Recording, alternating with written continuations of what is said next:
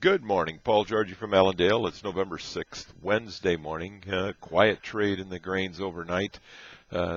Lack of new fundamental news is the reason for some of this quiet action that we've seen. We do have a weather system moving across the Midwest that's chasing producers out of the fields right now. But it looks like within about 48 hours, the system will be gone. We'll be back to a normal fall pattern here with cooler temperatures and some drier conditions for 4 to 5 days, and then another system is expected to move through. It should give producers a chance to get some more harvesting done, some more field work done here in a day or so. The other news, trade continues to throw ideas around about what this USDA report will be on Friday morning at 11 o'clock. Some of the talk right now and discussions have been that the trade average estimates that's been put together by the news wires is way too low, that the corn yield is better than a 158.8 yield, and if that's the case, that certainly would be added to the bottom line, to the ending stocks that we could have in this marketing year of 2013-2014. So those are things that are going to be talked about, but the market remains heavy because of harvest pressure, because of the amount of grain that has to find a home here, and the lack of people's willingness to go long ahead of this USDA report.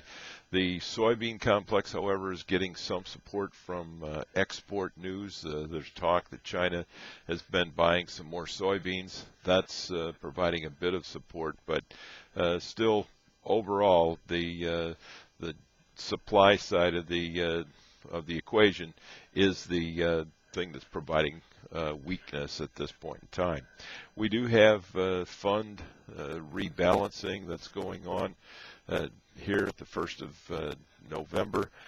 Expected some more buying in the corn market by Goldman when they start their roll. They'll be starting their well-publicized roll on Thursday, buying March corn, selling December.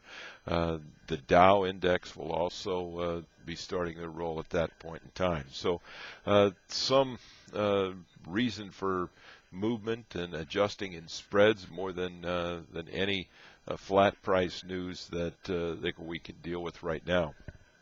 In the livestock trade, waiting for some cash cattle to be traded this week.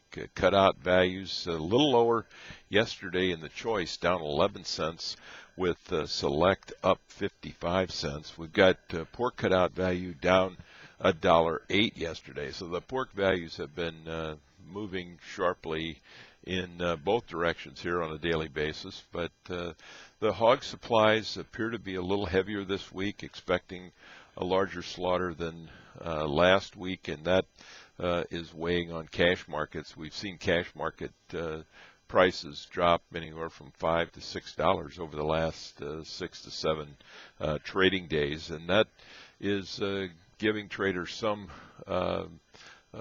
reason to be taking some profits on the rally in the hog complex due to the PED virus that we still have to deal with here when December and February comes around, but for the moment, a little bit of profit taking there, a little bit of setback in the market.